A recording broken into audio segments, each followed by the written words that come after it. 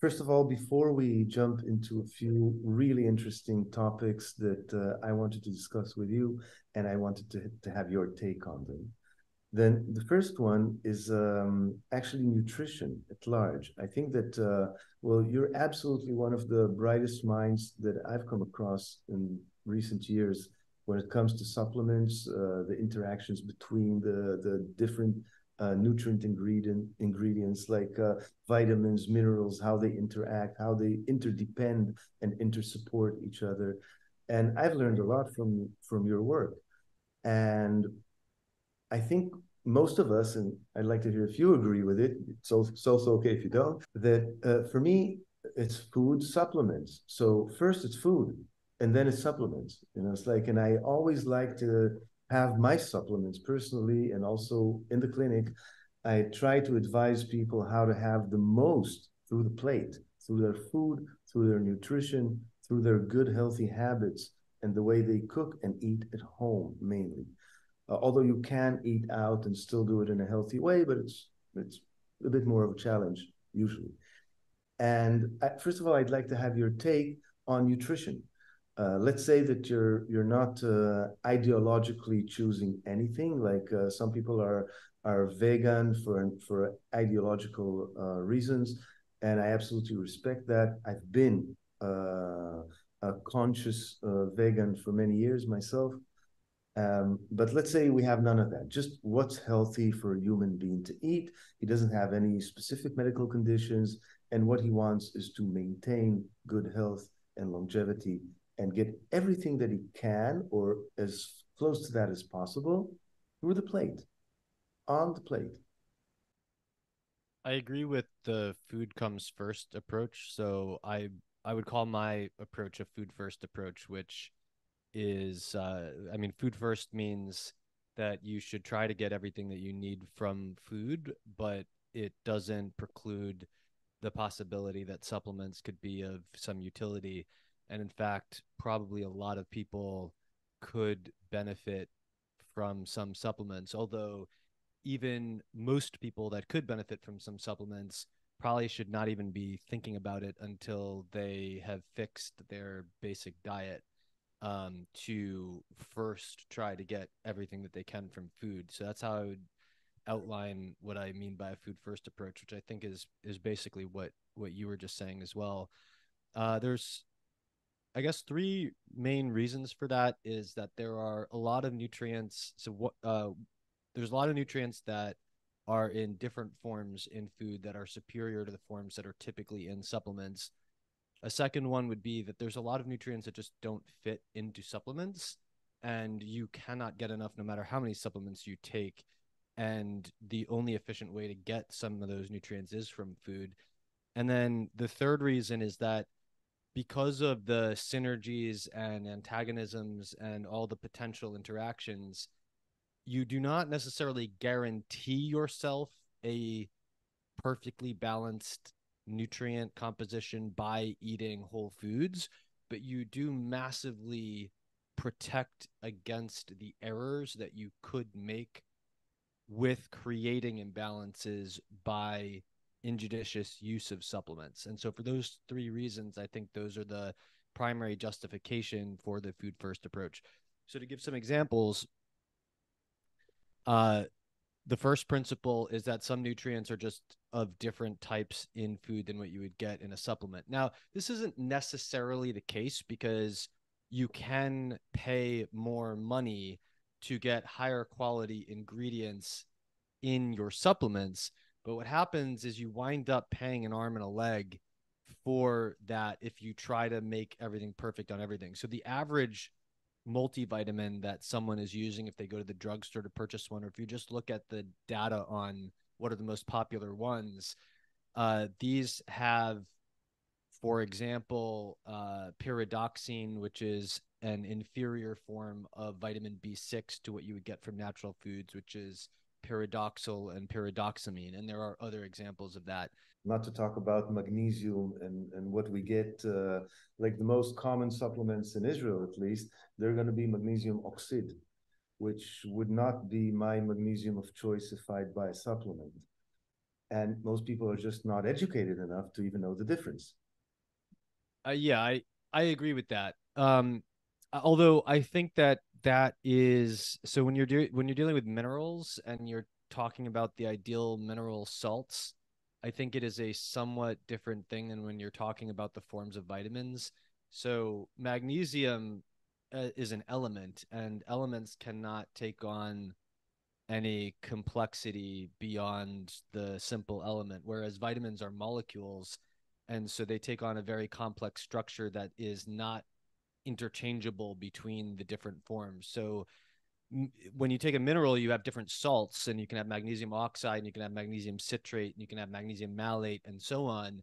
But the magnesium is the exact same thing between those, because magnesium is an element.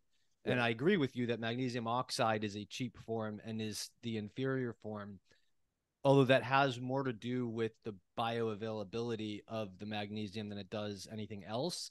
But that is the actual magnesium is the same thing. It's the dissociation in the gut. And a lot of these things are, I consider them important enough that I'm not going to use magnesium oxide, but there are a lot of these bioavailability issues are like it's not as big of a deal as the different forms of vitamins, because you can get around them by just taking more of the cheap thing, and you waste some, and maybe it's not that great for your gut, but like you got it in other words, like, so calcium carbonate, for example, calcium carbonate on an empty stomach is vastly inferior to calcium citrate, but in someone with normal stomach acid, when they eat a meal and they take the calcium carbonate, it actually has the same bioavailability. But on a population level, if you tell everyone to take calcium carbonate, you're going to hit a lot of people who don't have good stomach acid, or who aren't that judicious to take it with a meal, and so on. And so I would rather tell people to take a calcium citrate or bone meal or milk than but when you're dealing with something like um beta carotene versus retinol. So beta carotene is the plant form of vitamin A, retinol is the animal form of vitamin A. Or you're dealing with something like pyridoxine versus pyridoxal. Pyridoxal is the animal form of B6. Pyridoxine is the plant form of B6. Or you're dealing with something like vitamin E, where the natural foods have 8 isomers of natural vitamin E, and the synthetic vitamin E has 8 isomers of the synthetic vitamin E, 7 of which are completely unusable and are not found in any foods, one of which is one of the 8 natural forms. Yeah. When you get into these things, it's not a quantitative issue, it's a qualitative issue. You're just taking something different than what your body needs. And so I agree with you, but I think this vitamins occur in different forms, plants versus animals, synthetic versus natural. I think that's at another level higher, because you can't just take more pyridoxine to make up for the fact that it's the wrong form, right? So you have this issue where you can pay an arm and a leg to get the optimal, but when you're dealing with multivitamins, that's actually kind of hard, because you need to have some expertise to choose the right multivitamin, and you have to have the money to pay for the highest quality one, right? Or you have to find someone that you can trust, but it's like, why do you trust me versus someone else, right? So it's a lot of work to make those choices and devote that money to that, rather than getting those nutrients from food, where it's kind of automatic that you're getting a good mix of it. There are some things that just straight up don't fit, and potassium is a great example of this. So the average person needs, depending on who you ask, at least 2.3 to 3 grams for women in the first case and men in the second, but arguably more on the level of 5 to 10 grams of potassium a day. And people think that you can like eat a banana and get enough potassium, but this is certifiably insane. You can eat many bananas and wind up getting enough potassium, but potassium is something that you cannot get except in bulk. And so you must have large portions of potassium rich food in order to get enough potassium. You simply cannot get it from a multivitamin. No, they don't even bother trying to put potassium in multivitamins. And if you get a potassium supplement, it's usually going to be 99 milligrams, and it'll be a whole capsule. And so 99 milligrams, you need 10 to get a gram almost. And you're at 10 capsules at trying to get a fifth of what you probably need, right? So this is something where you need a high quality diet to get enough potassium, unless you're going to get bulk powder and mix it into your, just, which is possible. You can do it, right? Like you can do it. You can do why it, not but have just a few palm hearts, which have so much potassium and they taste well, and they could be great in your breakfast or whatever, So. yeah. And I think there's a lot of things that you could say about specific foods that are great sources of potassium, but at the end of the day, you really need to think about the bulk of your diet, right? So either there's basically three like very high level rules of thumb that you could follow, 1, 2, or 3 to get enough potassium. One is to eat a lot of fruits and vegetables, and this would be compatible with, for example, a paleo diet or a low fat diet, or it wouldn't be compatible with a carnivore diet. No. But it would be compatible with most other diets. If you eat a lot of fat, you really need to go up on the low calorie fruits and vegetables that are rich in potassium.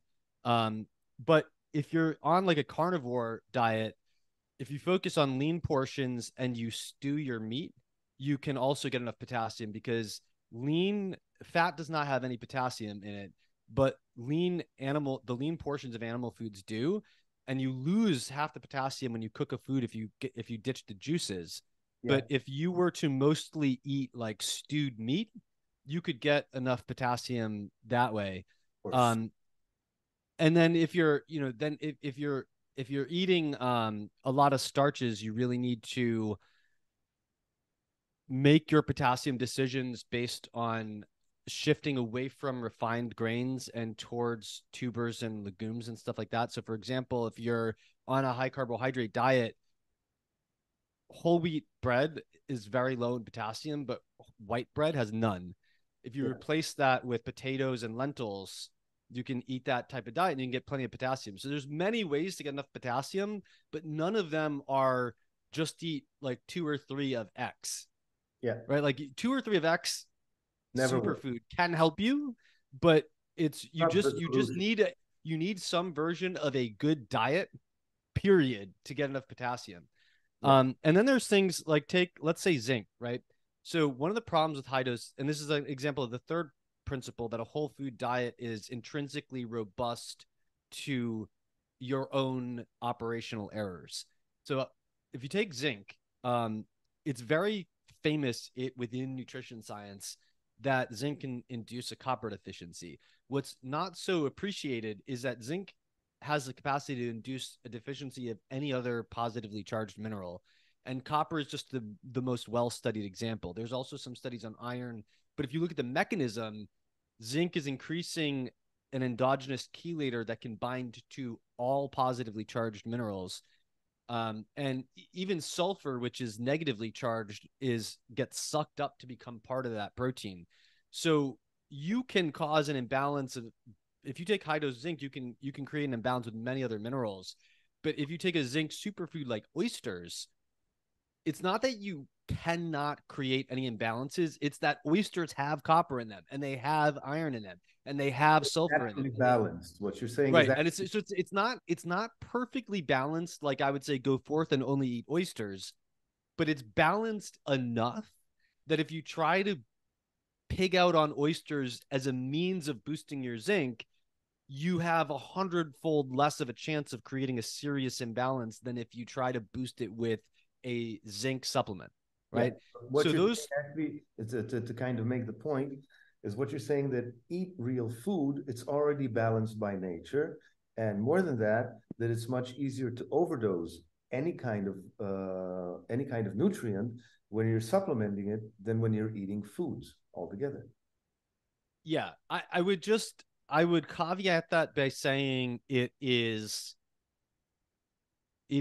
more balanced or it is less imbalanced, because you can absolutely get imbalances by poor composition of whole foods. So for example, if you eat way too many oysters, eventually it's not perfectly balanced. Eventually you're going to get too much zinc versus other minerals.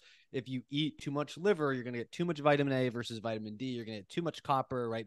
So there are some rules of thumb for diet design. It's just that rule of thumb one being try to get everything you need from whole foods. It's not perfect, but it cuts out serious problems that you will need to deal with if you're not following that approach, right? So it's not that it's a cure-all for all concerns. It's just that it's the first and most important rule of thumb to get rid of 90% of the mistakes you could make. Yeah, it'll throw you and then closer to the right direction. Right. And then, so, some other rules of thumb that would massively enhance your diet design would be try to include maybe a third of the volume of your foods as protein-rich foods, and try to diversify them across different types of animal proteins. So meat, fish, shellfish, eggs, dairy, and all of these more particular than whole food suggestions can be caveated by your individual tolerance for things, right? Like, not saying that if you're allergic to milk, you should diversify and include milk, but to the extent that you tolerate these foods and thrive on them, I was on purpose aiming for the general public, which doesn't have any specific problems, and right. they're excluding stuff for whatever, veganism, kosher, whatever, just regular. Right. Okay. So putting aside all the specific concerns, eat a third of your meal as protein food and diversify it across different types of proteins. Choose the balance of fat and carbohydrate that you feel best on. When you do that, diversify your carbohydrates across the different whole food sources that you could have. For example, whole grains that are ideally properly prepared through traditional techniques like souring, fermenting, soaking, etc. Tubers, legumes, fruit, etc. And within your animal foods, try to eat nose to tail. And I think we're so far away from eating the whole animal in modern society that a lot of people should just get their feet wet with eating some liver and getting some bone broth. Have you tried the carnivore diet? Not specifically, but I've eaten mostly animal foods. Well, it is kind of. I mean, it depends on your definition of a carnivore diet too, but go ahead. I'll make the definition for us. Okay. The carnivore diet strictly means you're eating only animal products, which are like, let's say, eggs. You can go for whatever, butter, etc. And you can have beef or pork or lamb or chicken or seafood or yeah, whatever. I've never gone on an absolutist only animal food diet. Well, I can tell you that I've tried on myself every known to man within reason diet. Okay. Okay. Like whatever, from microbiotic, like 20 years ago, Yeah. 80-10-10, fruitarian, Anvigmo, the natural hygiene, you name it. I tried all of them because if it has let's say, a medicinal modality and it could be helpful to treat people, then I did it not because I had any health issues, but just because I had something like, if I want to tell anybody to do something, I want to know what I'm getting them into. I want to feel it. Okay. Now I saw all the really pretty big statements about the carnivore diet. It did make sense as the ultimate elimination diet. I got that. I said, okay, but before I ask anybody to do something like that, I want to try it.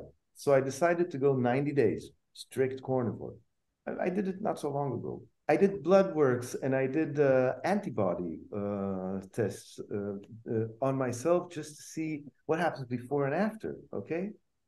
And first of all, I was quite amazed on two things. I had no health issues. However, I do have in my teeth in my 20s, like 30 something years ago, I had this, I don't know how you call it. We call it a crown in Hebrew. I'm not sure what the English word for it is. It's like where, Crown. great. So I have this one crown that's here, and it also, you can see it because it's the color that my teeth were in my 20s. And of course, your teeth change color, so you can tell it's there. And I always had a little bit of like um, on and off inflammation around that, you know? And I'm taking care of it. It's under control. It's never a runaway train. But on the carnivore diet, it disappeared. And my gums were kind of climbing back on it, which never ever happened. Another thing I noticed is like, excuse me for sharing all that kind of stuff, but it's part of health. Suddenly you have no gases. You stop farting. There's nothing there that reacts with nothing. And in the gym, I broke every possible personal record lifting during that time. Doing calisthenics and lifting weights was like, it was almost like I couldn't wear myself out. Like, you know, I'm going like crazy. I'm supposed to need a day to recover. And then the day after, I'm like, I don't know, I can go again. Like, and I'd love to hear an explanation why that actually happens. So you outside of the carnivore diet, do you supplement with creatine? Well, I did that for some times in my life. Usually I don't. Okay. When you did supplement with creatine, how did you feel with respect to the gym, and Well, how much were you taking? I was taking 5 grams. Like I didn't see a reason why to go above that, and I was taking it regularly. And I think I did this for like um, more than a year in a row, straight, nonstop. Well, I think the gym thing is a little potentially complicated. The other two are more obvious, right? So I think a dentist would tell you that you cut out starch and sugars from your diet, and so therefore you weren't feeding the microbes in your mouth that were creating the inflammation around the tooth and I around the crown. And I have no reason to doubt that. Like I'm positive that 10 out of 10 dentists would say that, and they're probably right. Um, and then the gut thing, like I think a GI doc would probably say, like, of course that happened because you took out the fermentable fiber, but that's probably not good for you. Right? Because farting is not a medical condition. So that's just like, of course, you took out the fermentable substrates, and so and you know the only thing that relates to the inside of your body is your gym experience. The other two things relate to this tube that runs from your mouth to your anus, called your GI tract, that's outside your body, where you got all these bacteria that eat plant foods and make gas or grow inside the pocket of your Yeah. gums around your crown. Um, the gym thing is interesting. So for sure on a carnivore diet, you're getting a lot more creatine, but you have a good creatine control where you do not feel. And now you have a big gap between those. So I don't know that we can say that it's a perfect comparison, because I'm sure there's other things in the context around the creatine versus the context around the carnivore that might make the creatine in the carnivore diet act differently. But if we just treat those two experiences as the old creatine supplementation is a creatine control, then clearly you don't feel like you got the same type of recovery boost from the creatine. Have you ever supplemented with carnosine or beta alanine? No. All right, so I think the carnosine in the meat probably increased your muscular carnosine, which and this is another example of like, try to replicate all this stuff with supplements and you're gonna have a big supplement bill. But carnosine is an intracellular acid buffer in your muscles. And so if if you can buffer the acid better, you like a major reason for fatigue in a muscle is that acidity shuts down glycolysis. And so if you're generally in a weightlifting workout, I think it depends on the person, but like the average figure from an exercise science textbook is basically you start burning carbohydrate about 5 seconds into a set, and you are predominantly burning carbohydrate. You're basically starting to transition into predominantly carbohydrate burning around the 15-second mark, and probably for the first minute, like from the 15 seconds to 1 minute for the duration of a set is where you're mostly burning carbs. And the acidity, and there's a lot going on, like you're generating lactate, and the lactate can get consumed by the slow twitch fibers that are next to the fast twitch fibers. And then if they max out, the lactate goes into your blood and your liver has to consume it and convert it back to glucose. Regardless, there can be a time lag. And the acidity that builds up in the fast twitch muscle fiber is going to make that fiber fatigue. You usually, like if you look at an exercise science textbook, the explanation for the fatigue is that you need to phosphorylate the ATP that you blew through and the creatine phosphate that you blew through. Yeah. And the explanation is that it takes about 5 minutes. It's like by 4 minutes, it's not linear. And by 4 minutes, you're probably like 80%, 90% repleted. And somewhere between 4 and 5 minutes rest, you get completely repleted. And I guess it's conceivable that there was something about the diet that made you do that faster, but I think it's like a more parsimonious explanation is that if you increase the muscular carnosine, because carnosine is only found in meat, it's a muscular thing, right? So you eat mussels, helps your muscles, right? Yeah.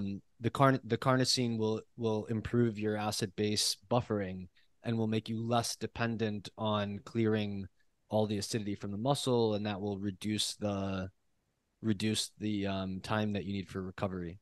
Yeah, that makes sense, actually. But it's also possible that you run low in, I don't know if you ever tested it, but maybe you run low in carnitine, and you are also getting more carnitine from the meat, which is helping the mitochondrial energy metabolism in the slow twitch fibers, which is then helping them clear lactate faster between sets and stuff. Like I don't want to limit it to exactly what, the carnosine hypothesis, but I think it's probably like carnosine would be my number one hypothesis. Yeah. Well, that's really interesting. Thank you for this one. So let's take a step back and look at nutrition for the general public. Let's say there's so many trends, and trends kind of come and go. And I think the go for most health-oriented people used to be go vegan. That was for many years. It was like dominant. I think carnivore is kind of new on the trend, but you have all the people who are like vegan devotees of different approaches, but give and take, they're all going in the same direction. You have the ketogenic / paleo, which you can kind of bind them in the same family in a sense, and then you have like this pure carnivore idea, which is like plants will kill you. Like, okay, what's your take on that?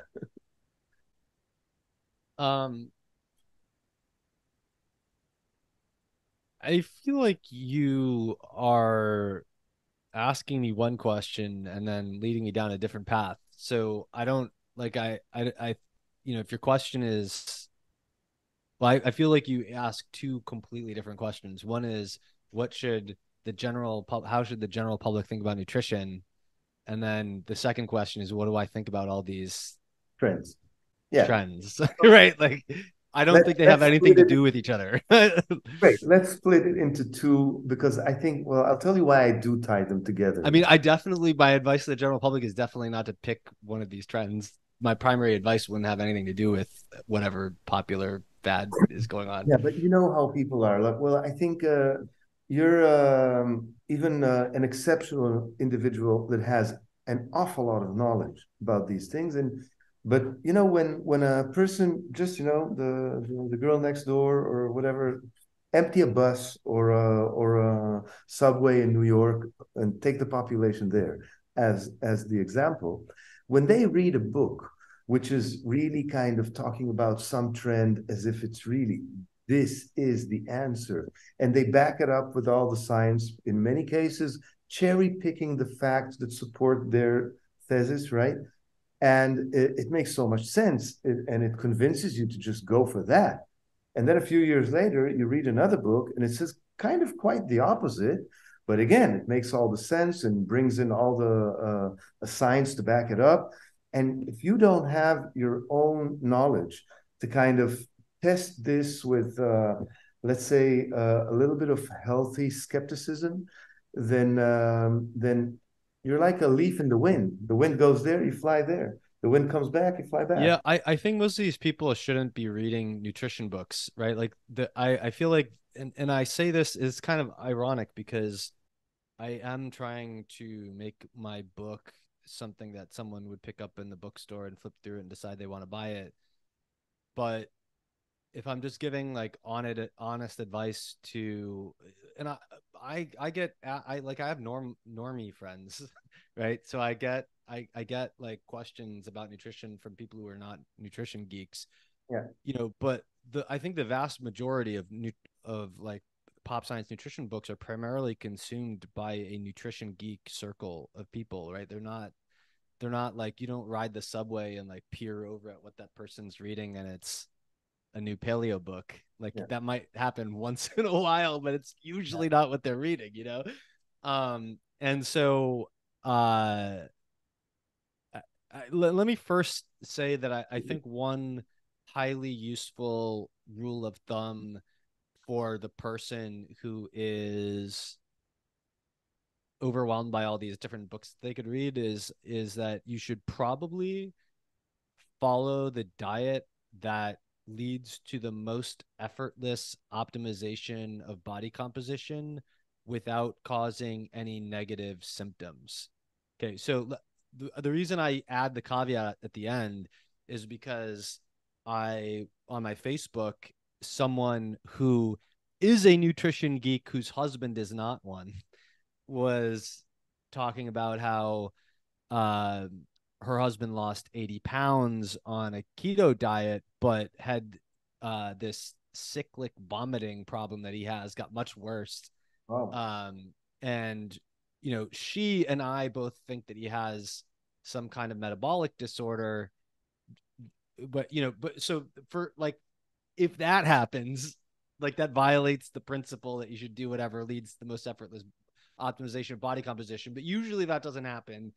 And usually the whatever is best for your metabolism is probably going to simultaneously be the thing that leads to the most effortless loss of body composition.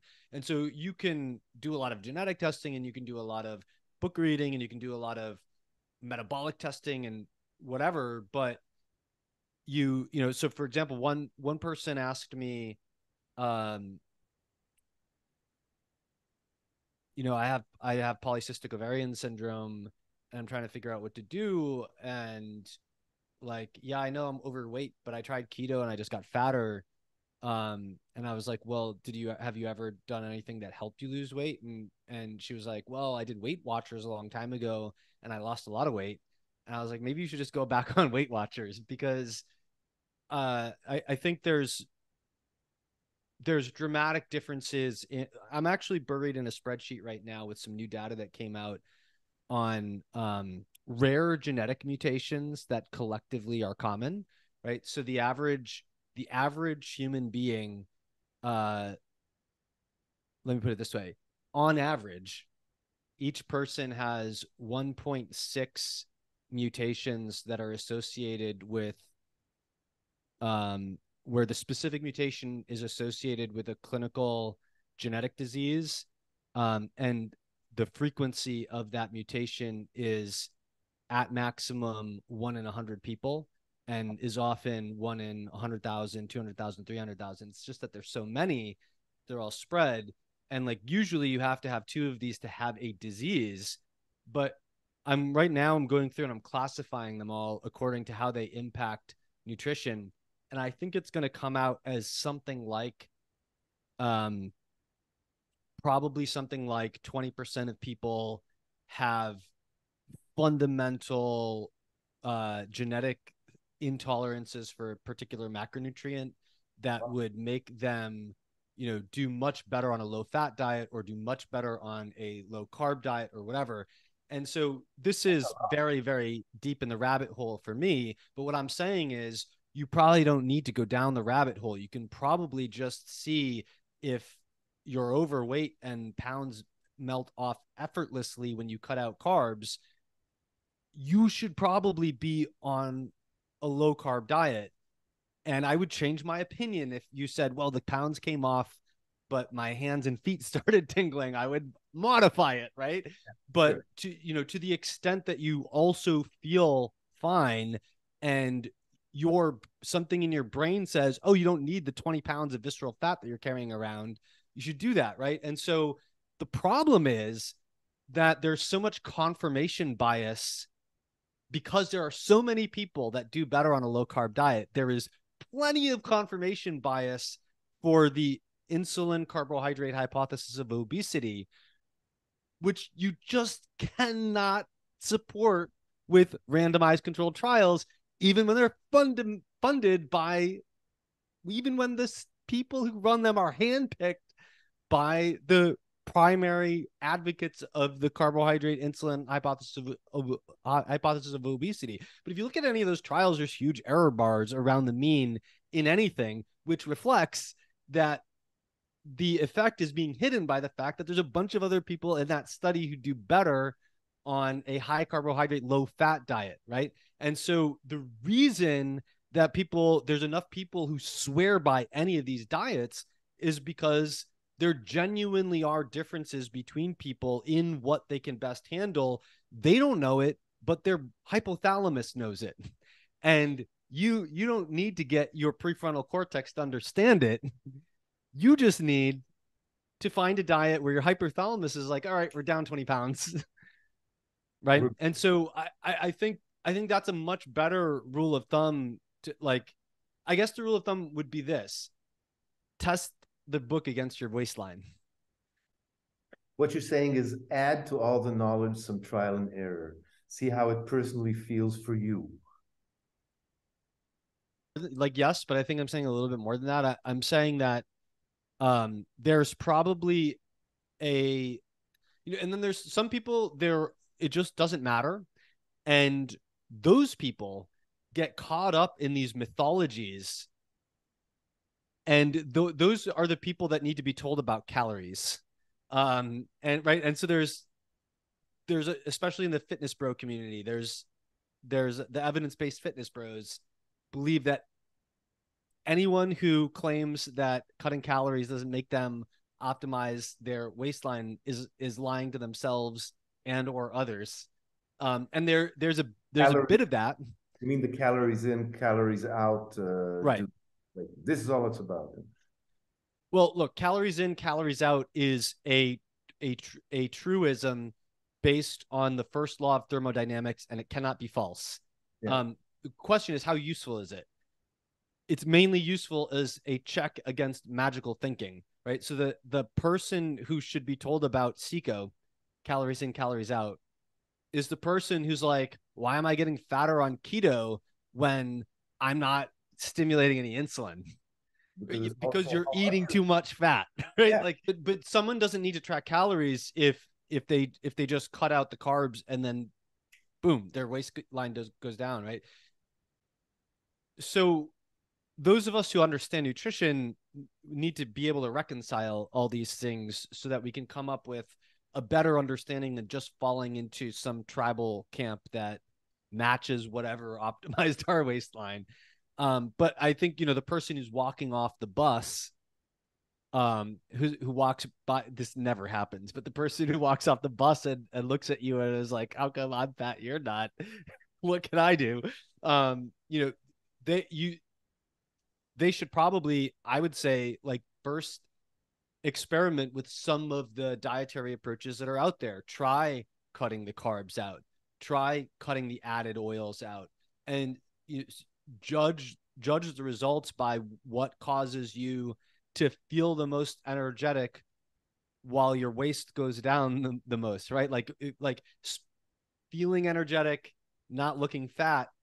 If you find that optimum through some experimentation, you should probably veer in that direction. Yeah. Okay. And tell me something. What do you think should be the kind of recommendations for people to eat? Like, we all know the food pyramid, right? And I've never met a genuine expert that agrees with it yet.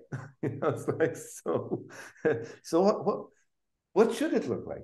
Let's say that today we're saying, okay, forget that. We have all kinds of ideas. We're giving you now the possibility of redoing the food pyramid for the entire United States. What would it look like? So we already redid the food pyramid to my plate in the United States. And I think that I would prefer to conceptualize things in a plate actually. So I guess my default would be make your plate a third protein rich food, a third fruits and vegetables, and a third something starchy, all from whole traditional foods. Yeah. I mean, I could add many other things to that. Like you should probably try to eat liver once or twice a week. You should probably try to eat some oysters and clams once or twice a week. A lot of people will be following more or less this kind of nutrition, having every day some healthy proteins, some good cooked or raw vegetables, some of this, some of that. Every now and then having some whatever beans, lentils, etc. And they're eating, let's say, organic, grass-fed, generally going by the healthiest strategy that they can. Do they still need supplements, or why do they still need supplements? Because I've seen it in the clinic. And first of all, as we age, we probably, our absorption is not what it used to be, and we don't get the same from the food that we eat. Perhaps our microbiome is declining with age, and we do not get the same as we used to do, as we used to when we were younger. And there can be so many reasons, but let's put the question like this. I am eating healthy, and is there stuff that I should be taking to keep my immune system going, to keep my brain healthy? What would be the fundamentals that you would say, like, most people should follow those lines? So there are a number of food-based supplements that could serve as, some people call them superfoods. You might call them a natural multivitamin, um, but could serve to broadly boost the nutritional value of the diet. I really think it depends what you're eating, right? So if you are eating 8 ounces of liver a week and you're eating, on average an oyster and a clam every day, um, you don't you you may well not need to throw some of these supplements in, because I would say that if the sort of collection of superfoods that would be the strongest and most robust way to broadly increase the vitamin and mineral content of the diet would be 8 ounces of liver a week, an oyster and a clam a day. Um, actually, to be honest, even though it's not very convenient, if you were optimizing around this, you would probably spread it across every day in all the cases, right? So, um, like an ounce of liver a day, a clam a day, an oyster a day, and a tablespoon of unfortified nutritional yeast a day. Um, and then you still, I think, need to be mindful of um, vitamin C and potassium and things like that. Like if you're eating a carnivore diet, you might want to add to that. Well, it depends how carnivore you are. I mean, the easiest thing to do would be take a whole food vitamin C supplement that's made from amla fruit or one of those things. If that's not carnivore, it gets very complicated to getting animal sourced A lot of people argue that liver actually does have enough vitamin C that this could be. Oh, liver has vitamin C, but these debates about enough are absolutely stupid because so look, I did Paul Saladino and I did, who was carnivore MD. Well, it's still his handle, but he's sort of like carnivore plus fruit and honey now. But Let's call it carnivorish. It's not pure carnivore. It's in the yeah. neighborhood. Well, at the time that we had our discussion, he was just straight up carnivore.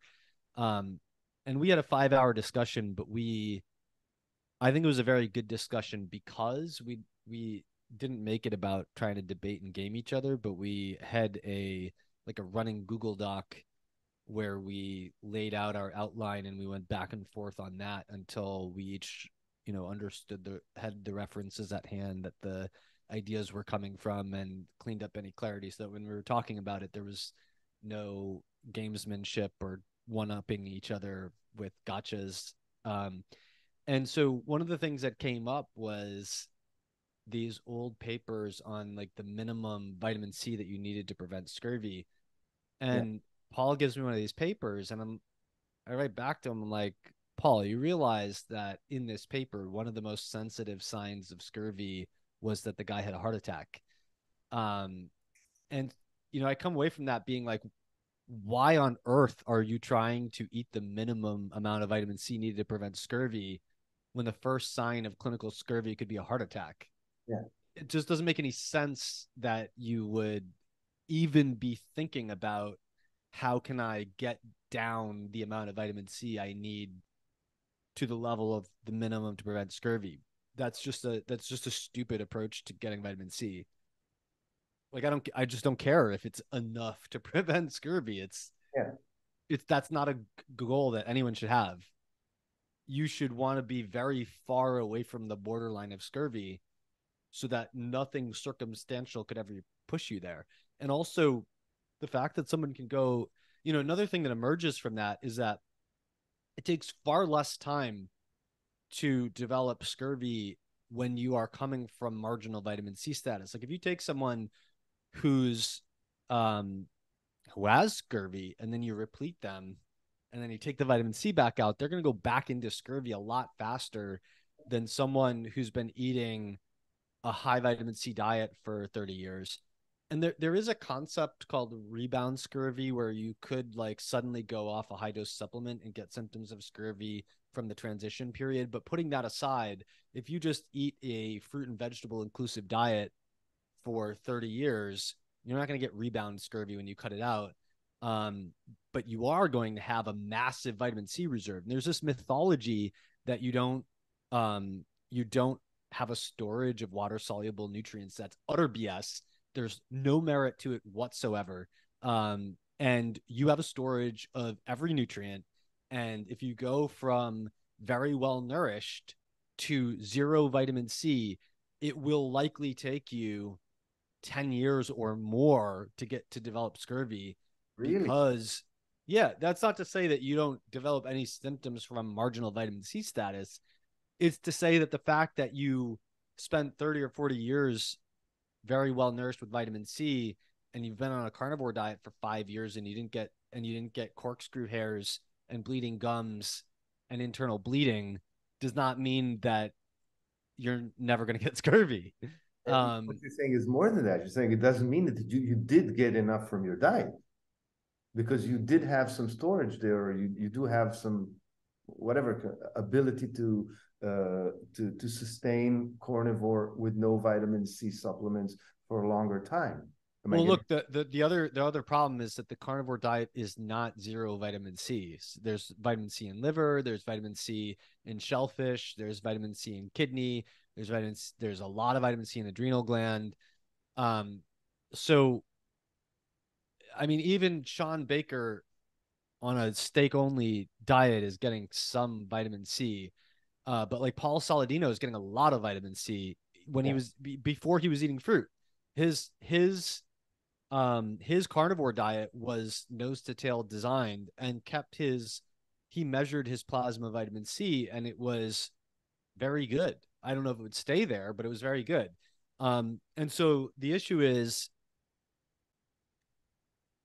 it could take way more than 10 years if you're getting half the amount of vitamin C that's optimal, right? Because it may be that you're running like a deficit of 1 or 2 milligrams of vitamin C a day, in which case maybe it's going to take you 20 years to get scurvy. And I'm making it up, but the basic principle of the math is true, that if you're pulling a lower deficit out of your account, it will take you longer to run out of money. Right? Yeah. I mean, just think of it as a bank account or a credit card. Like, if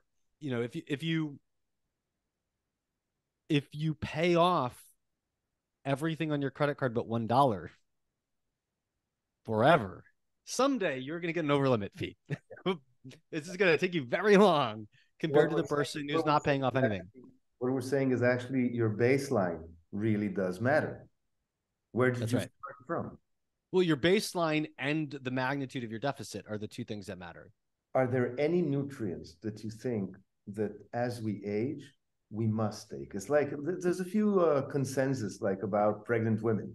Most pregnant women in Israel will go into the public health care and they'll tell them, oh, you're pregnant, fantastic. You got to take omega-3s. You got to take B12, iron, folate, hopefully biofolate, etc. And this is what you need in order to have a healthy baby and also to sustain yourself on a better state after the pregnancy. The same for old folks. Let's say people over 60. Is the stuff that you think we all need to consider in order to keep our cognition, in order to keep a good function, good immunity? I want to put a slightly different angle on the pregnancy thing.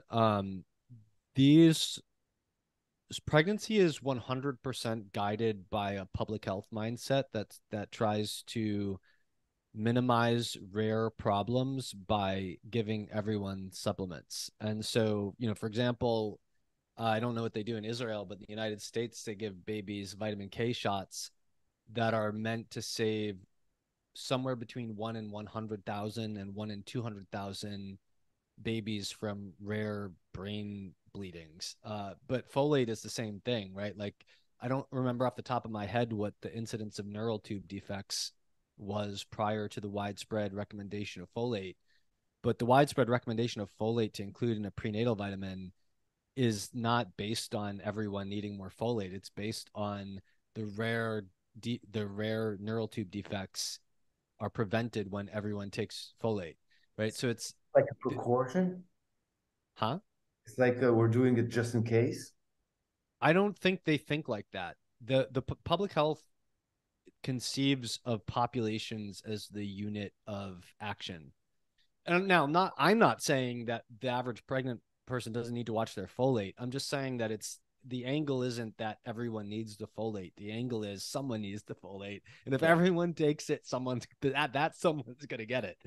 That said, I think that I think that there are things that that pregnant women should just generally do, and I think folate is one of them, but I think there's a lot of points that aren't being hit. Omega-3s is a good one, but more pregnant women definitely need more choline, and that's not being hit at all. They definitely need more biotin, and that's not being hit.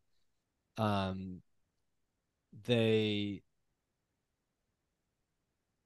lot of pregnant women need more thiamine and molybdenum, and actually, there's a very serious problem with pregnant women getting hallucinations that are probably from Wernicke's encephalopathy when they're pregnant and not telling anyone about it because they know that they'll be severely stigmatized for it. And there are people who I think who are at Brigham and Young who work very closely with this issue and have estimated that the proportion of women having hallucinations when they're pregnant is way higher than the proportion that usually admit it. And a lot of the morning sickness that happens is it's probably all connected. So what happens is the placenta generates a lot of hydrogen sulfide, which generates some sulfite, and sulfite destroys thiamine and it destroys vitamin B6. And if you look at the studies on morning sickness, they're focused on trying to use B6 to help it. But what is probably happening is the B6 is mopping up the extra sulfite, and the actual problem is the excess of sulfite is not being handled, because another thing that happens is the main places you get molybdenum, which is a mineral, are liver and legumes, and pregnant women don't eat liver. No one eats liver, and then pregnant women also don't like eating beans. Like generally, their GI tract is much more sensitive, Yeah. and so their diet becomes more restrictive, and so And it they becomes have lower. And and they have all kinds of stuff like that, which kind of makes them kind of choose their food in a different way. right, and so they wind up having higher needs of certain things that their food choices are Aren't not. They're going in the opposite direction. yeah. And so I think there's a giant need to address thiamine, B6, and molybdenum in the context of placental sulfite generation that's totally unmet by current public health measures. And I think in terms of the baby's brain, omega 3s is that's not universal at all, but I think it's great that they're saying that. But that's maybe it's universal in Israel, but it's definitely not universal in America or worldwide. But I think omega 3s are important, but choline and biotin are also extremely important, and they're not getting any attention. In fact, in the United States, when they were going through the last round of dietary guidelines, they were live broadcasting their meetings on the internet. And one of the things that came up was that they talked about the choline problem, which is that all the data say everyone needs more choline, but choline is primarily found in egg yolks, and we tell everyone that egg yolks are bad. So how can we get people to eat more choline without telling them that we're reversing our recommendation about egg yolks? And so that's the choline problem, right? Up to me, that's a superfood, and a whole egg is a superfood. If you ask me, it's like, well, I agree, but that's not the public health message. Yeah, From higher up. So, I mean that's what I wanted to say about pregnancy. Your question was about as people age. But hold on, Yeah, you've touched go a ahead. really interesting subject, and I'd like to kind of have some clarification Yeah, about omega 3s, because omega 3s, we have ALA, we have EPA, we have DHA, and only the DHA crosses the blood-brain barrier. And it's just DHA. brain. Some people say that you don't need to have that because the conversion of ALA is good enough. What's your take on That's that? crazy. That's crazy. No, DHA. You just need DHA. So you think that but there's no way to get DHA. Well, actually, that's not true. Like traditionally, there was really no way to get DHA without EPA. Now you can get algal derived supplements, yeah. but like if you're going to be evidence based, you want to go with cod liver oil, because the only big long trials for long-term IQ is with cod liver oil. It's not with fish oil, and it's not with algal oil. And I don't know that you can discount the fat soluble vitamins in the cod liver oil. So my preference would be getting omega 3s from cod liver oil. I think it's it's more consistent with the natural whole food thesis. It's more consistent with the evidence basis. Although the evidence basis is highly biased by the studies that people decided to do, right? It's not like anyone tried algal oil and looked at the 4 and 7-year-old IQ effects of using it. Yeah. Right. So I can't say that cod liver oil is superior, but it's more traditional. It's more whole food. It has a better rationale in terms of the broadness of the nutrients it supplies, and it is the only thing that's been actually shown to improve child IQ in clinical trials. How about just eating cold liver? Yeah, I mean, right. Cod liver oil was designed for its convenience, but you can just eat cod livers, and you're going to get even more of a broad nutrient profile. You'll get vitamin D. You'll get a lot of good stuff from it. I mean, it's gonna close more than one angle. I agree with that. There's a lot of ways to skin a cat. I mean, the most basic thing would be eat any liver and also eat fish, and you're also covering those bases. The theory that we can have just ALA and just omega-3s coming from plants and our body will convert enough, you think that's I think the evidence is against it. I mean, there's a lot of papers showing the rate of conversion is really low, but it's also extremely non-robust to error. All you got to do is get someone who has low delta 6 desaturase activity, and then boom, it's worthless. yeah, So it just why I don't see why anyone would get choose to about do the that? less robust approach. This is like that vitamin C carnivore thing. Like, why are we talking about what's enough? Yeah. Because if you're just getting what's enough, then all you need is one circumstantial thing that you didn't account for to make it not enough. Yeah. Like you should be getting the best most robust. First of all, I agree absolutely. And another thing is, I had something like just trying to use common sense and saying, well, if this person has any kind of condition that can be caused by having not enough DHA, then why would I assume, why would I be so over optimistic thinking that his conversion is okay? I mean, how many people in the population do have a conversion that could do the trick enough so that they could eat just vegan and have no fish oil and no algae and still get enough? But it's worse than that because the studies consistently showed the conversion is really low. I mean, so you can spin those and say, well, it's low because you don't need that much, and you're just getting what your body requires. But it's really low. It's not like the studies are out there showing like the average person converts 99% of the ALA to DHA. They're What is showing real what is the average? off the top of my head, I don't know, but it's towards the opposite end of that range. Yeah. Like I'm sure we could go online and get a meta analysis, but it's in the low single digit percents. Yeah.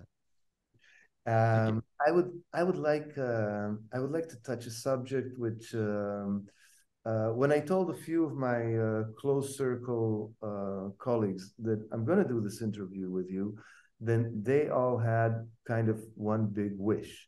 It's like, well, there's so many autoimmune diseases, so many of them.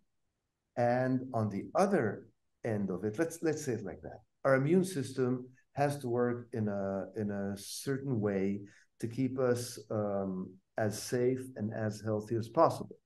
If it's underworking, we are exposed to a whole a set of diseases that we can catch because our immune system is not defending us enough. And on the other end, then if it's overreacting, then we get a whole bunch of autoimmune diseases, which are happening because our immune system is overworking.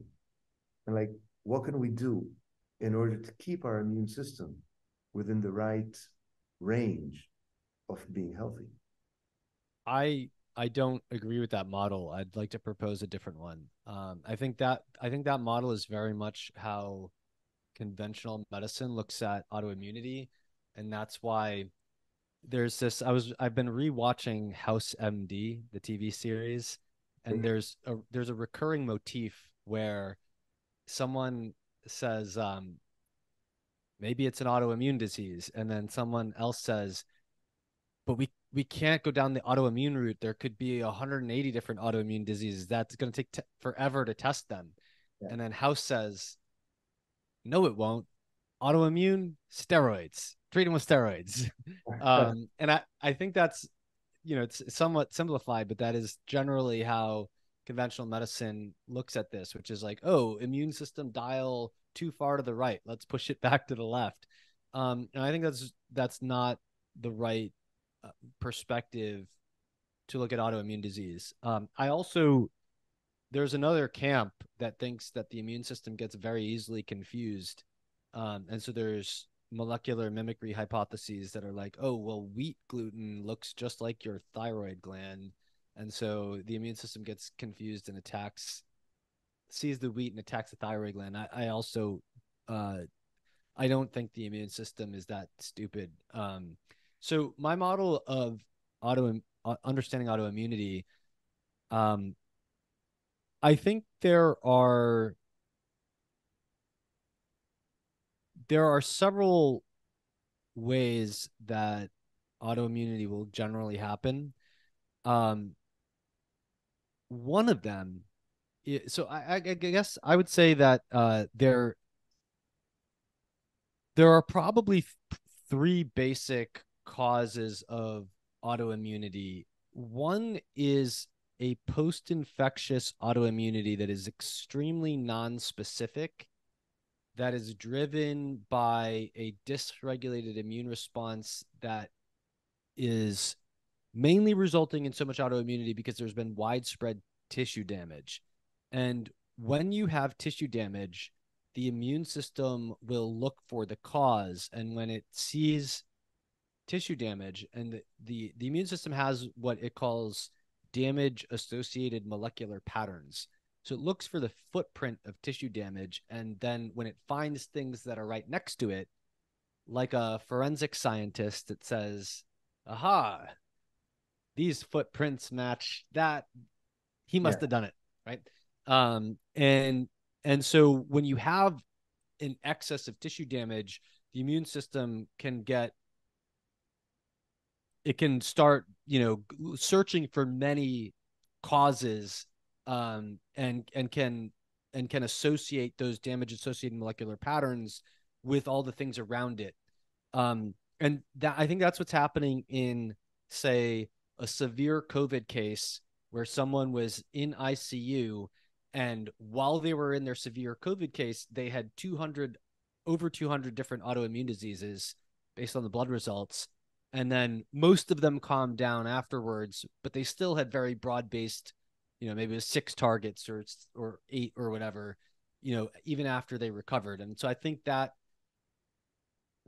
there, in my view, is caused by a deficiency of vitamins A and D, which are needed to have proper immune cell differentiation early on in the autoimmune disease. So what you want to happen is, but this hand, is it on the right hand of the screen or the left for you? No, for me, it's on the left side. Okay. So what you want to have is basically at the start of the illness, you want to have a very high innate immune response, while the innate immune response is a non-specific, ready to go immune response. It just goes in with a carpet bombing approach. Okay. And you want them to take over for the first day or so, while the adaptive immune response, which makes a antibody and T cell based high precision special ops type of operation. So you want the innate immune response to come in with the carpet bombing, make sure that the situation doesn't get out of hand, and then you want the adaptive immune response to come in and increase.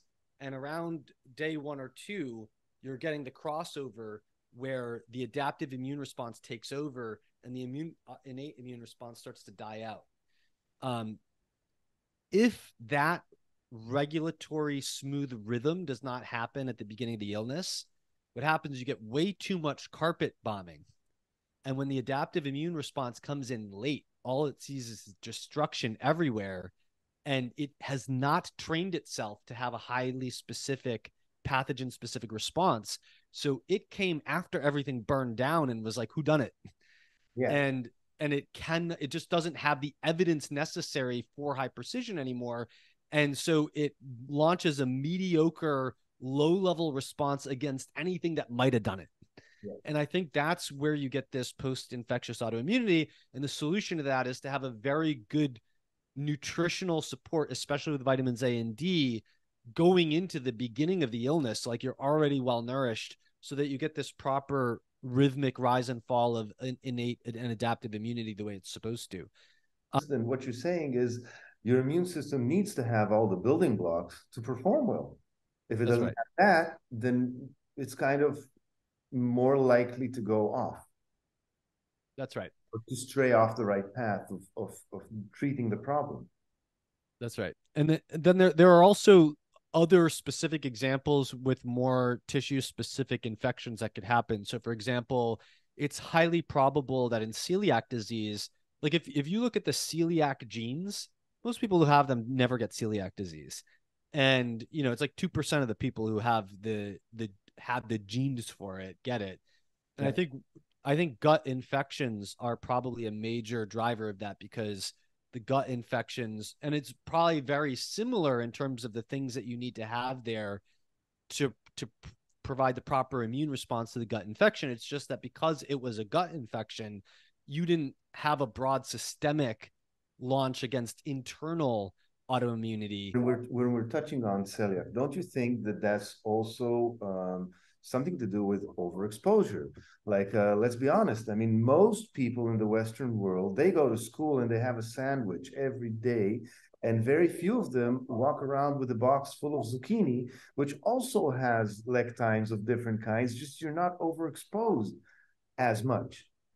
Oh, I don't agree with that. To be fair, this is exceedingly controversial among public health immunology. Like there's like a I mean, even to the point, like in the United States, if you just go to two pediatricians who specialize in this stuff, you're just getting like all over the map responses of like, some people think, oh, you have to introduce all the allergens early, and others think, no, you have to introduce them late, and others think you have to moderate the dose. And like, so you know, I have an opinion, but I no one has any. Everyone's guessing, and there's data out there, but it's not a very like robust data set. So I think if you look at the mechanisms of immune tolerance in the gut, you can't make a case that overexposure is going to drive that. Now, I agree with what you said when it comes to toxicity, but autoimmunity is not a toxicity thing. The immune response to something is not a dose proportionate thing, right? It's a extremely nonlinear restore balance response, right? Like if you have an infection or you got tissue damage, you got a wound or whatever, there's no the immune response will get high, like it could get very high very fast, and then it's going to go away when the job is done.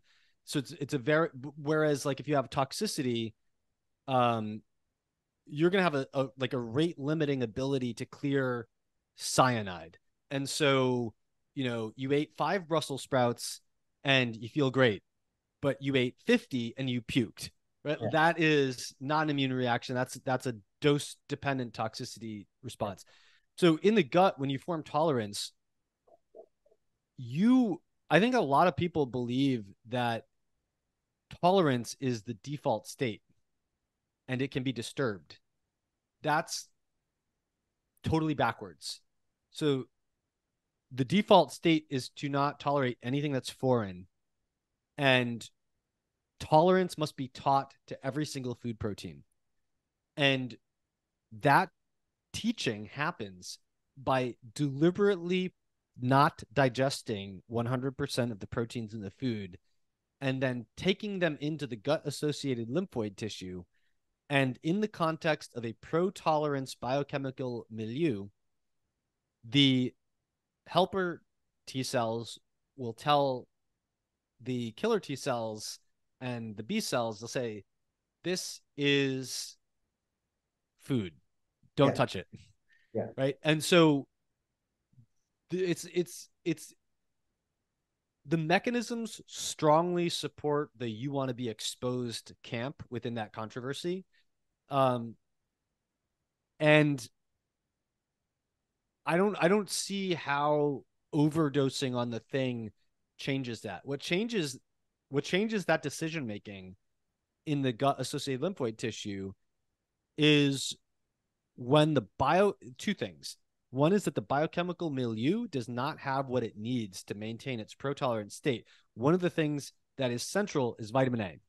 Another thing that's central is arachidonic acid, which you get from eggs and liver, which high-dose fish oil and non-steroidal anti-inflammatory drugs interfere with. And so if you look at why have food intolerances exploded, I think it's very easy to explain because everyone's on NSAIDs. A lot of people are on high dose fish oil. No one eats liver anymore. People broadly have been told not to eat egg yolks. With that one has gone up and down. And so the vitamin A is not there. The arachidonic acid is not there. Oftentimes the high dose fish oil is interfering with what little arachidonic acid is there.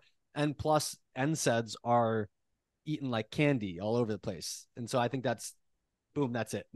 So kind of we've took the ammunition that our immune system was supposed to have in abundance, and now it can't function right.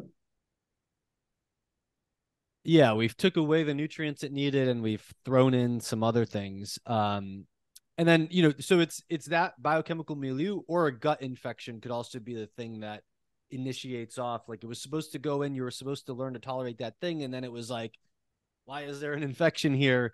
And that it shouldn't be the case that one infection overrides a lifetime of decision making that you can tolerate a food. But maybe in a baby, if the first exposure to that food came at a time when it caught a stomach virus or something like that, there might be a collision of events like that that drive that. Kind of bad timing. It just happened at the wrong moment when the body was not ready for it. And then I want to add one last thing here. So at a very broad, high level view, the ability to harvest energy from food and use it appropriately is the central thing that governs all life and health, because of what's enshrined in the second law of thermodynamics, which says that in the absence of an energy input, everything in the universe tends towards greater and greater entropy, which can be you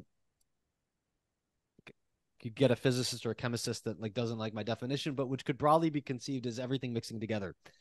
And if you think about like an autoimmune disease, you're mixing together things that should be separate. You should have tolerance and support, not just tolerance, but active, like the immune system is not an anti-pathogen thing. I think that was sort of like the first recognized role of the immune system. And so to become what everyone thinks about, but the immune system really is broadly analogous to the full suite of municipal public services. And so it's really the police force, and it's the fire department, and it's the garbage crew and everything, right? So the immune system is helping you remodel your tissue.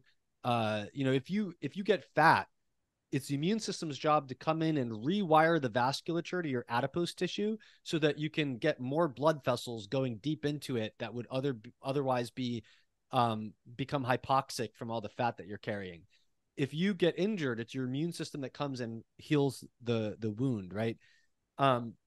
So your immune system should support your healthy tissue, should clean up what doesn't belong, and should attack whatever might be invading and get rid of it, right? And those are three separate things that should be applied three separate places. When you're sick all the time and you have autoimmune disease, you're just mixing it all together. Yeah.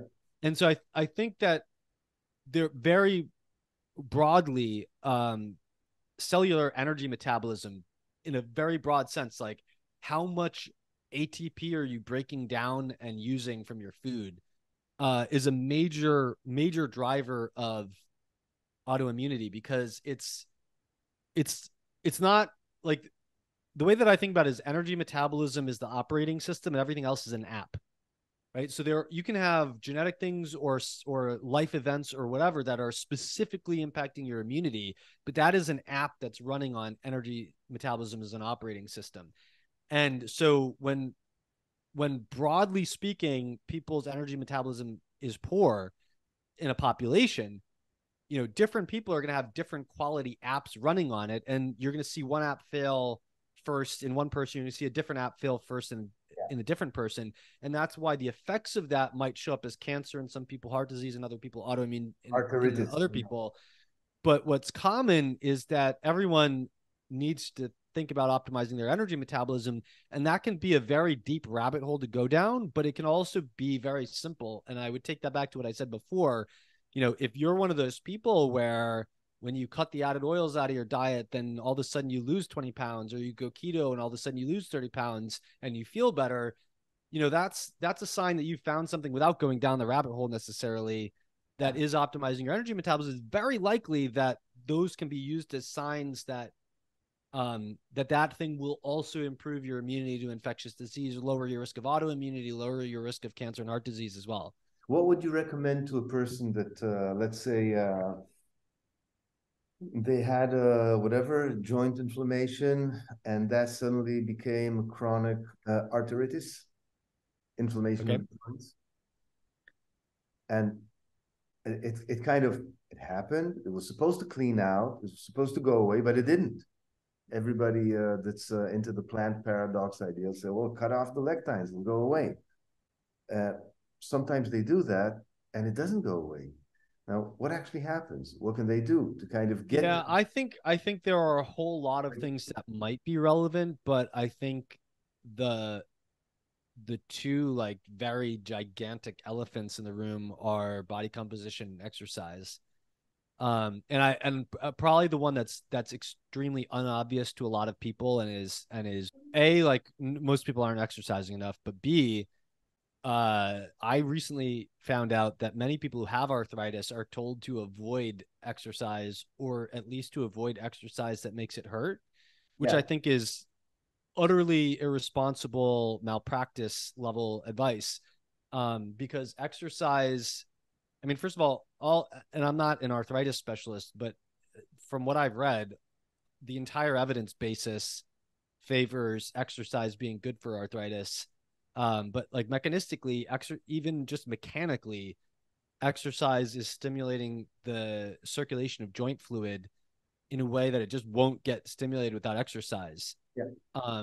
So I think everyone should get an annual checkup from a physical therapist or someone who's equivalently skilled in a functional movement screen, because most of us have pretty bad misalignments and things where when we do move, we're moving the wrong way. And I it's awful, but like in medical school, I mean, I was taught this in biology class, that it's very broadly believed in the mainstream that low back pain comes from insufficient evolutionary adaptation to bipedalism. Okay. And so they think that it is inevitable that everyone have chronic low back pain as they age because we didn't fully adapt to not climbing trees and walking on 2 feet. And this is obvious BS because there's whole populations that don't have any low back pain. Right. So, but also like I had chronic low back pain in my early 20s, and I wasn't even trying to fix it, but I got manual work done on my lats that removed some tension. I've never had low back pain since then. Like low back pain is caused by things in the lats or the hips that are creating torsion on the lumbar spine that doesn't belong. But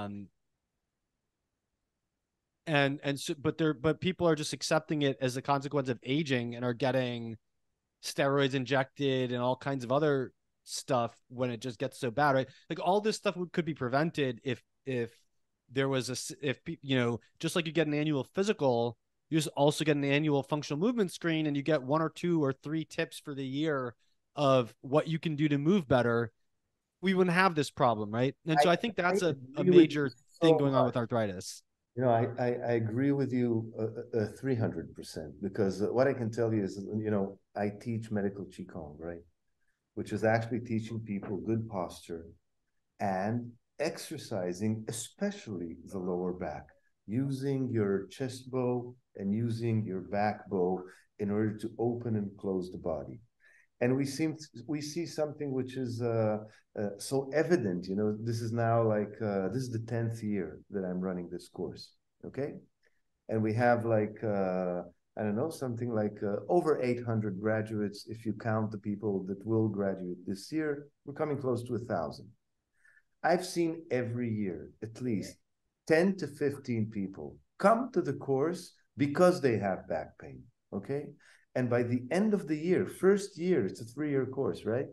By the end of the first year, 80% of them have nothing or a lot less than they used to.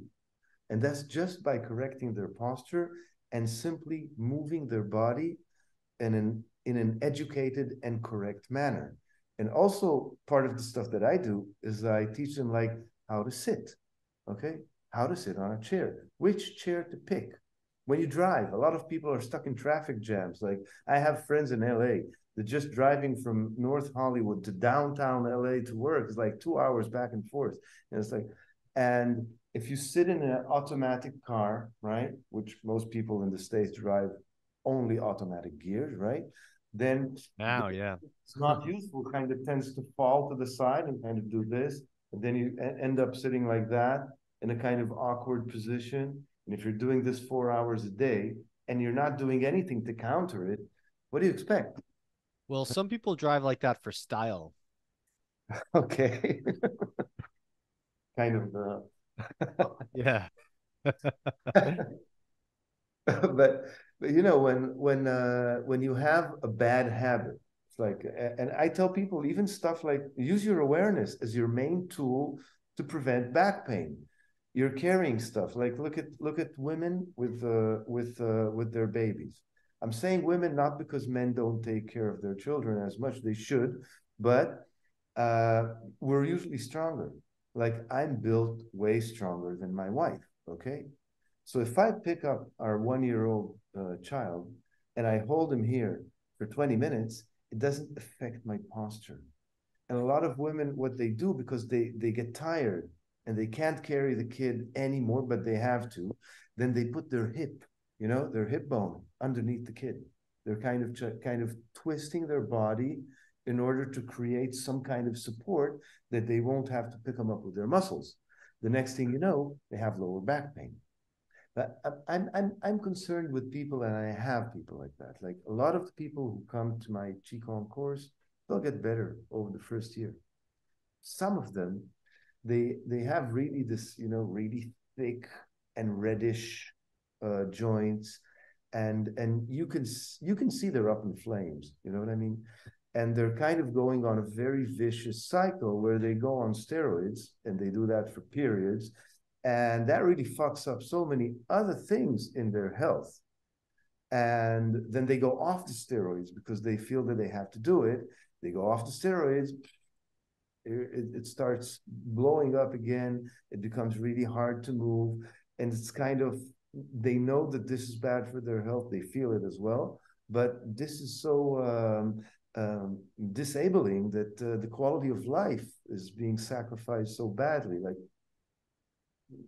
what would your advice be in this kind of very common, by the way, situation where this is bad for you, but it's allowing you to do some more stuff, and then you suffer the consequences of being on steroids for so long? Yeah. So we're talking specifically autoimmune arthritis? Is that? I get a lot of, and that's really an issue. Well,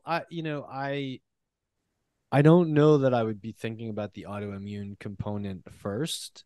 And I certainly would not, I wouldn't be going on steroids, but I mean, but I can see where someone has allowed it to progress to some point where it becomes debilitating otherwise, which I think makes things more complicated. I mean, the best course of action would be to address this at the very beginning so that it never really gets to the point where you feel debilitated without steroids.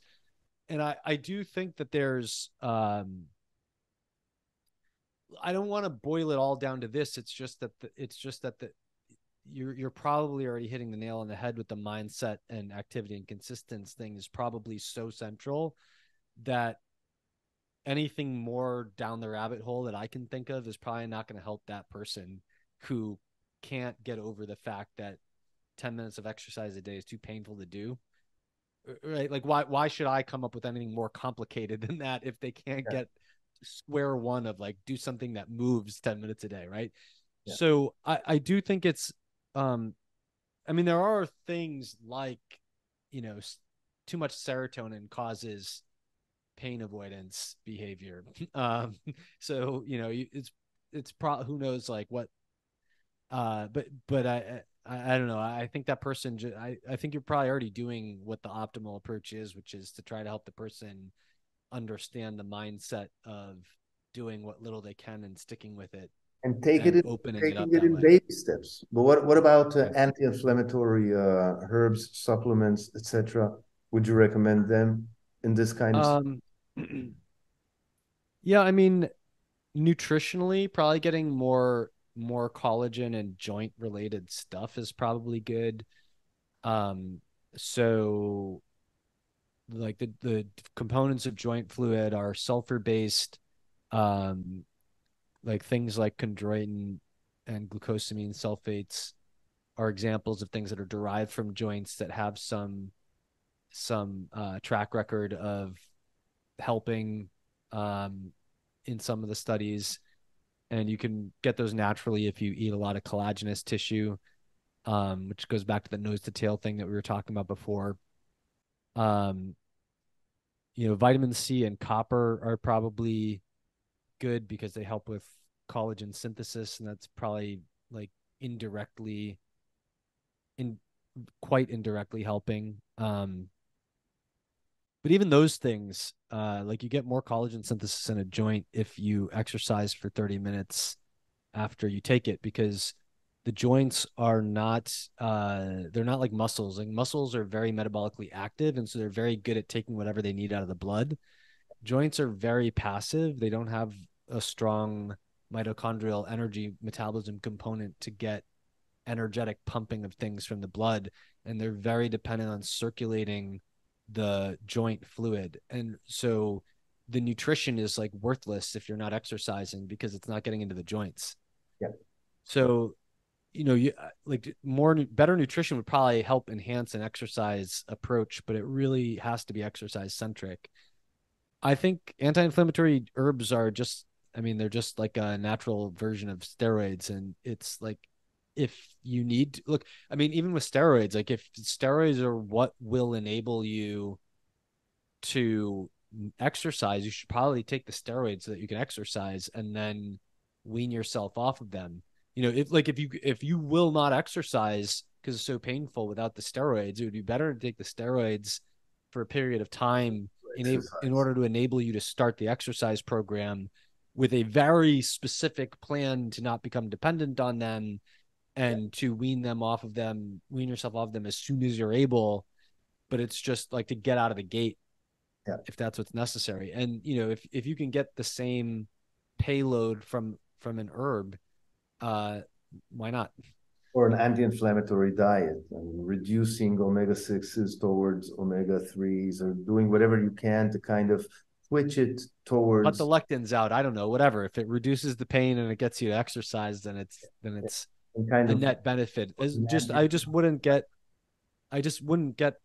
Make sure that the mindset does not get locked into the pill popping as the mechanism, right? Like that's a get out of the gate type way to get you to where you need to be in the exercise program.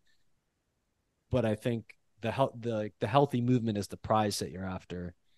Yeah, I absolutely agree. So let's get to your book. Every piece of paper that you've ever put out, I've learned something important from. So the working title is Vitamins and Minerals 101, and it's how to get everything you need on any diet. That's the subtitle. And it started out as a free class that I was offering a few years ago that became extremely popular. And it was basically, it was taught by a Facebook Messenger bot or by email, where it was each day you get a lesson about a specific nutrient and we go through the nutrients one by one. And it was kind of designed to be for the person who has no science background. And I think it was very successful in that, because I was very merciless in cutting out all the technical jargon and making it fun and lighthearted. But what I found was that it was a real big hit among people who were professionals in the area.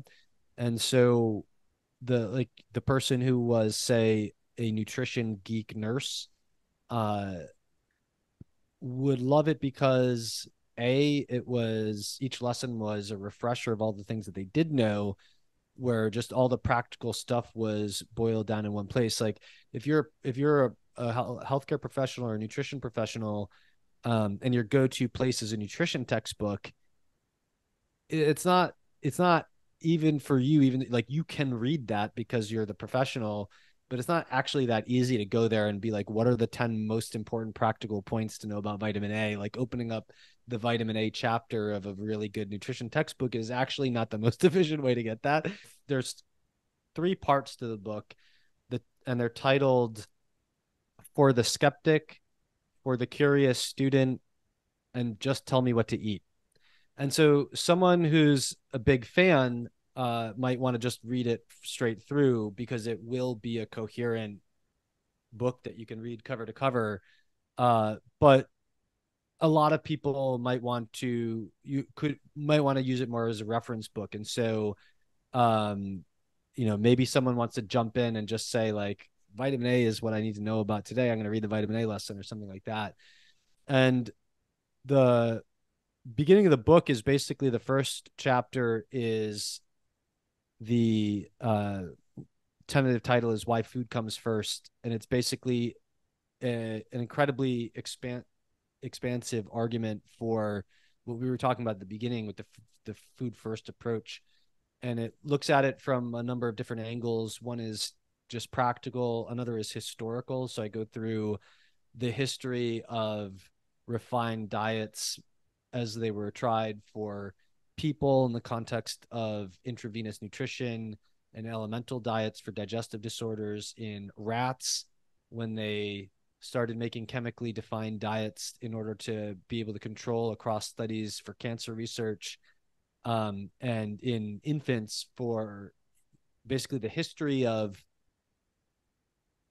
why did formula manufacturers stop trying to mimic breast milk and start making formula from scratch, and looking at all the utter catastrophes that happened as a result of all 3 of these things as a lens of,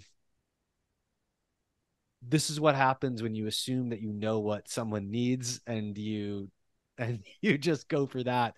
And so I think that chapter is probably going to be one of the things I'm most proud of, because I think there's a lot of people that have a lot of kind of like not very scientifically rigorous idea of why you should eat foods instead of taking supplements. And there's a lot of bad ideas floating around there. And so what I'm doing is making what I think is both a very, very convincing, very rigorous, and also I think will be just straight up interesting for a lot of people, as a justification for a food first approach.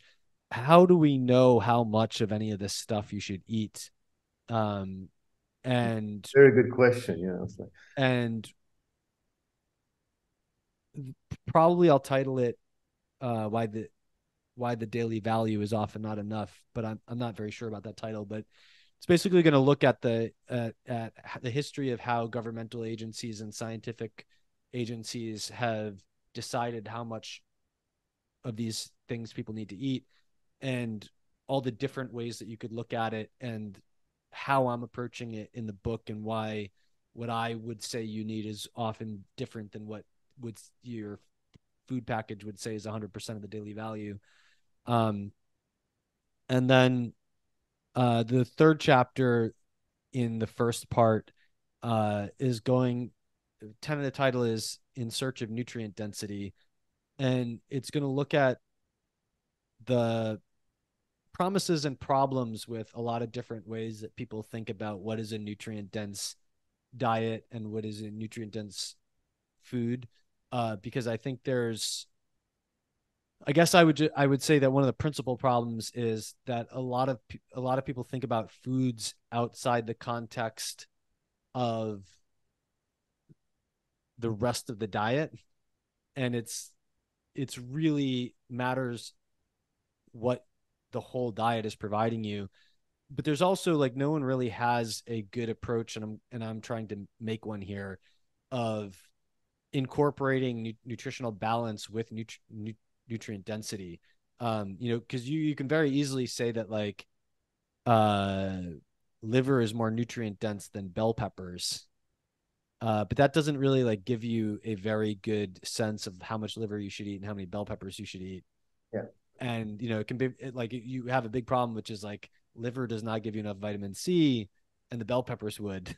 But right, so how do you think about nutrient density in a way that incorporates nutritional balance that actually leads to highly practical rules of thumb to think about how you should put your foods together? And then the last part of the book on the other side is going to be all the practical aspects of diet design. Like, what are the different paths you could take to get what you need on different diets for different demographics, for different problems, and also what are the different ways that you can simplify that work?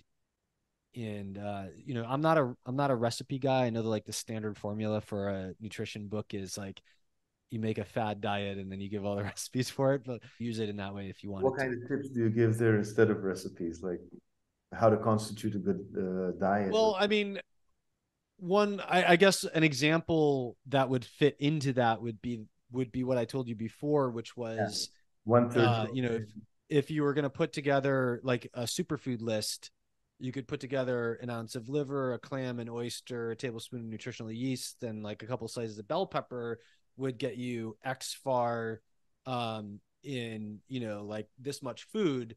And then you can loosen up. Like that would be one approach. But there are many other ways to do that. And like that's not going to appeal at all to some people. And so other ways that some people would be more amenable to would be, there's another question you asked me, like if you were to replace the food pyramid, if you were to replace my plate with like, what would your my plate look like?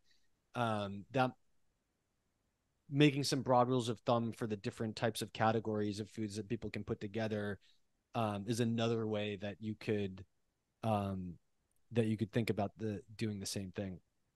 I think that's a good idea because sometimes, from my experience, when you tell people, okay, Sunday morning you eat this, then for lunch you have that, then for dinner you have that, for some people it kind of takes the stress off because they just follow whatever you told them. And for some people, it makes them like double stressed because, but I don't like this, but they don't have that right now in the grocery shop or whatever. And then what do I do? And sometimes just making a good chart, like, okay, good proteins, here they are. Good sources of antioxidants, here they are. Yeah, I'm much more interested in trying to simplify high level, broadly applicable things. And so, like someone else might want to make a recipe book out of the principles that I laid down, but I'm much more interested in the principles. Yeah. Yeah. A big thanks for coming on my YouTube channel, and we'll be in touch, and hopefully we'll do this again on more subjects. We'll get some feedback from people listening. We'll see what they would like to ask you. Awesome. Thank you for having me on. Thank you very much, Chris.